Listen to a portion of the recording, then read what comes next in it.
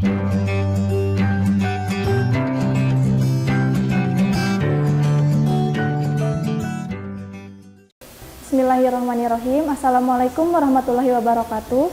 Selamat pagi. Bagaimana kabarnya semua? Perkenalkan, di sini saya Rida Syahbani, mengampu mata pelajaran Seni Budaya. Nah, di sini saya akan menjelaskan modul 1 yang berisi tentang keragaman musik tradisional. Nah, dalam musik tradisional itu terdapat pengertian yang di sini musik tradisional merupakan wujud nilai budaya sesuai tradisi masyarakatnya atau pendukungnya menurut Setiawati pada tahun 1992. Nah, musik tradisional juga mengangkat tema-tema kehidupan dan budaya setempat, di mana adapun musik tradisi, musik yang lahir dan berkembang di suatu daerah tertentu dan diwariskan secara turun-temurun dari satu generasi ke generasi berikutnya. Lalu dilanjut dengan ciri-ciri musik tradisional. Nah, di sini yang pertama ada ide musik, baik vokal maupun cara memainkan alat musik itu ditularkan atau diwariskan secara langsung, tidak tertulis lalu kemudian dihafalkan. Lalu ada poin 2, yaitu jika dengan vokal, syair lagunya itu harus berbahasa daerah seperti lagu Sayonara. Lalu ada alunan melodi dan iramanya juga menunjukkan ciri khas kedaerahannya. Lalu ada yang keempat, yaitu menggunakan alat-alat musik khas daerah. Contohnya, lagu dari daerah Jawa Tengah, syairnya harus berbahasa Jawa dan melodinya menggunakan tangga nada perantonik. Nah, dengan sendirinya alat musiknya menggunakan gamelan. Lalu dilanjut ada fungsi musik tradisional. Di sini terdapat ada 6 fungsi. Yang pertama ada sarana upacara adat, kedua pengiring tarian, ketiga sarana hiburan, keempat sarana komunikasi, kelima sarana pengungkapan, dan keenam sarana ekonomi. Nah, di sini poin pertama itu fungsinya sarana upacara adat budaya atau ritual. Di sini kehadiran musik tradisi dalam upacara adat ini bersifat mutlak kehadirannya dan tidak bisa tergantikan. Oleh sebab itu, alat musik ini seperti digunakan sebagai sarana kegiatan adat istiadat masyarakat. Misalnya, karinding dari Jawa Barat digunakan dalam upacara mengendalikan hama padi. Lalu musik dongdokting digunakan masyarakat Jawa untuk mencari orang hilang karena disembunyikan makhluk goib. Nah, yang kedua ada pengiring tarian, di mana antara tarian dan musik pengiringnya itu memiliki kelarasan yang khas. Iringan musik yang sesuai menjadikan tarian tampil lebih hidup seperti di tarasa yang dimaksudkan. Nah, misalnya tarian menjadi tampil gagah, lembut, jenaka, mistis, dan sebagainya. Tarian tradisi akan sempurna jika diiringi musik tradisi yang tak tergantikan. Nah, tari tradisi ini Datun Julut itu mengawali upacara tradisi Mecak Undat diiringi musik tradisional Dayak, Kenyah dari Kalimantan Timur. Nah, tarian-tarian dalam upacara Naik Danggo diiringi musik khas Dayak, Kayanana Kalimantan Barat. Meskipun keduanya sama-sama pesta sesudah panen masyarakat, tetapi musik pengiringnya tidak benar-benar apabila ditukarkan. Lalu ada yang ketiga itu sarana hiburan, di mana hiburan yang bersifat individu akan menyegarkan kembali keletihan mental orang yang bersangkutan. Orang bisa duduk sendirian menghibur dirinya dengan bermain seruling atau sesandot tunggal ataupun solo di bawah pohon, atau ia bebas menyanyikan lagu-lagu kesukaannya dengan alat musik yang ia sukai. Lalu ada yang keempat sarana komunikasi, di mana dari berbagai macam alat atau pola bunyi secara umum dimaksudkan untuk menyebarkan pemberitahuan akan adanya suatu peristiwa, apakah itu kematian, pencurian, atau keadaan darurat, siaga, aman, dan lain-lain. Penanda waktu juga bisa mulai atau akhir kerja atau menjelang ibadah.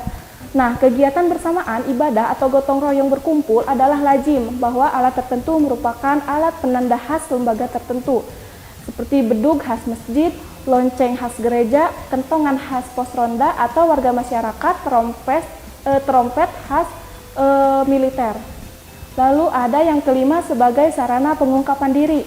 Nah, di sini puncak pengungkapan diri adalah mewujudkan pemenuhan kemampuan diri, di mana pemenuhan kemampuan diri itu melalui musik tradisi atau musik tradisional bercirikan kepiawaian, kemahiran dan keahlian, baik pemain maupun pencipta. Penentunya adalah kecintaan, kesungguhan, dan ketekunan. Lalu yang terakhir di sini ada sarana ekonomi, di mana bagi seniman atau pemain itu pendapatan bisa berupa wujud ucapan terima kasih atau honorarium atas jasa main musiknya. Nah, pendapatan berupa bayaran atau gaji apabila bersifat pekerjaan pokok atau profesi, ataupun sambilan atau yang bisa disebut amatir, pendapatan ekonomis bisa bersifat komersial maupun layanan bakti. Lalu kita lanjut ke simbol dan estetika musik modern. Di sini, estetika musik tradisional terletak pada jenis suara dan alat musiknya, permainan nada atau ritme, tempo, dan dinamika pada saat melantunkan sesuatu lagu. Meskipun berupa dantum, suara gendang ataupun tipa akan terdengar indah pada saat dimainkan dengan terampil. Nah, selain dari segi suara, seringkali keindahan juga bisa dinikmati dari keunikan rupa dan bentuk alat musiknya. Contoh, seruling atau trompet yang diukir, sasando yang mempunyai perahu seperti perahu layar.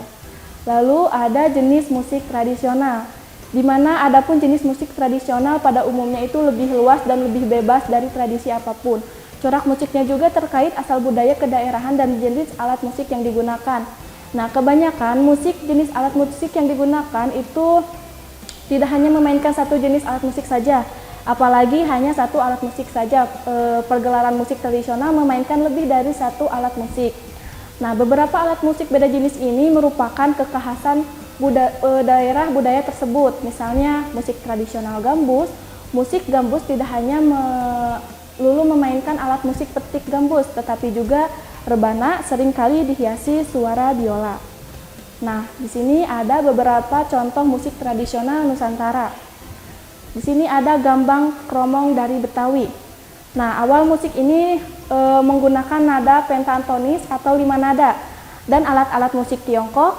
Nah, sekarang setelah berkembang dengan memasukkan unsur-unsur alat musik modern, lagu yang dinyanyikannya berupa berpasangan pria dan wanita, isinya bersifat sindiran atau jenaka. Nah, di sini ada yang kedua, keroncong dari Jakarta. Musik tradisional ini sebenarnya warisan atau tidak pengaruh jejak keberadaan bangsa Portugis.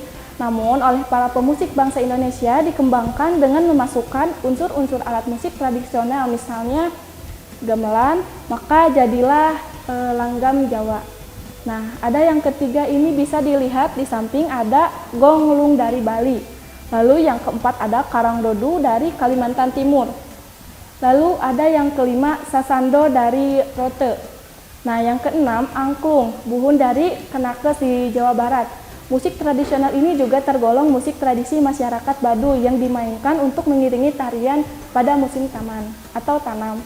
Nah, di sini ada macam-macam alat musik tradisional. Bisa dilihat dari contohnya, ada alat musik tradisional petik, lalu alat musik tradisional tiup, dan ada alat musik tradisional gesek. Dilanjut dengan ada alat musik tradisional dipukul seperti gejog atau lesung. Lalu ada tradisional ditepuk seperti tipa, lalu ada alat musik goyang seperti angklung. Nah, di sini fungsi alat musik tradisional itu tampak nyata dalam penggunaan bersama alat-alat musik tradisional lainnya secara ensemble, baik yang sejenis maupun beda jenis. Dua sasando atau sejenis dimainkan bersama disebut ensemble.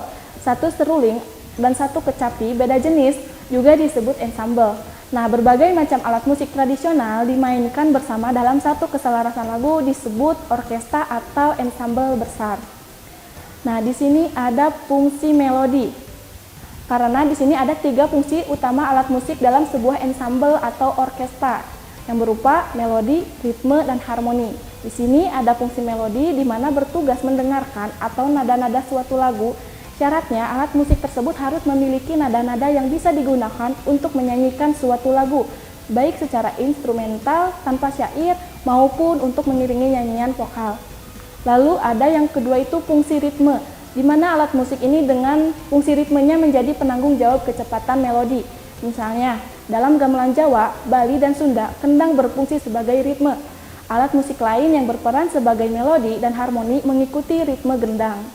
Lalu dilanjut dengan fungsi harmoni, di mana si harmoni ini berperan menyelaraskan beberapa unsur bunyi dalam suatu kepaduan dengan cara melengkapi unsur bunyi dan dari kekhasannya. Nah, dengan demikian, sambil menyelaraskan perbedaan alat musik dan fungsinya, juga memperkaya unsur-unsur bunyi yang semakin memperindah. Misalnya, dalam degung, peran harmoni itu diperankan oleh bonang, jenglong, gong, dan lain-lain. Terima kasih, mungkin sekian yang dapat saya sampaikan. Wassalamualaikum warahmatullahi wabarakatuh. Kunjungi sosial media lainnya seperti website kami di pkbmalfata.com, Facebook PKB Malfata Mananjaya, Instagram PKB Malfata _official. Dan terima kasih telah klik video ini. Jangan lupa like, comment, share, and subscribe untuk menunjukkan dukungan kamu terhadap channel ini. Enjoy the video PKB Malfata.